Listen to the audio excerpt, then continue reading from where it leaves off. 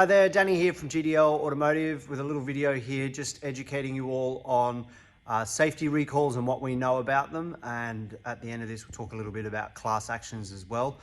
This is off the back of being part of several online automotive communities where people seem to obviously not know too much about this. And whenever there seems to be a common problem, people are suggesting that there should be a recall on this.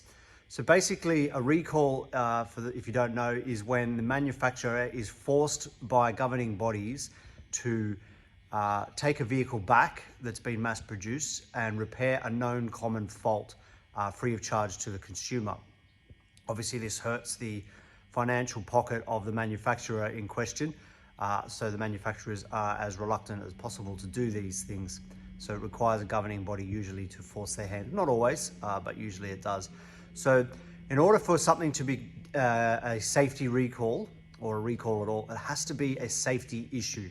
So basically it has to either cause the vehicle to stop running and thus be a risk of someone collecting a car that's stopped on the freeway or something to that effect, airbags defective, risk of fire, something that could potentially bring harm or death to either passengers, other vehicle users, or the driver itself. If it's not going to be harmful or not deemed a safety issue, the manufacturer does not have to issue a recall. So even though there may be a known mechanical fault with a particular vehicle, which all cars do have their things, if it's not deemed a safety issue, the manufacturer does not have to recall it.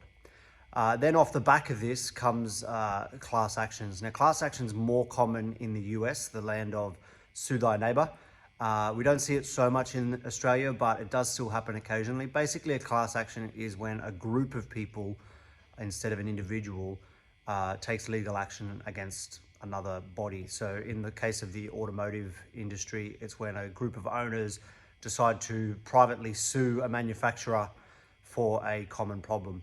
Now, even if a class action is successful, which they very rarely are, just quietly, but even if it is, that still doesn't force the manufacturer to issue a recall.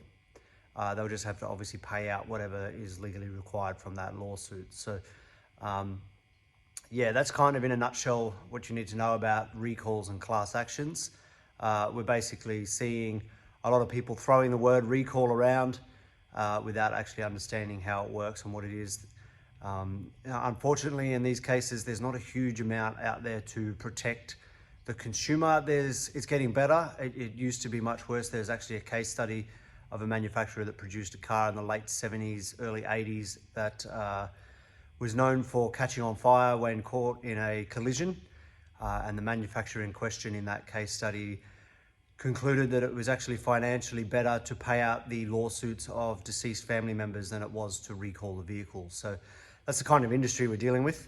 Admittedly, obviously, that's 30, 40 years ago and things are getting much better. But yeah, just because there's a common problem that happens regularly to vehicles, if it's not a safety issue, there is zero chance of it ever being recalled. Okay, that's Danny from GDL.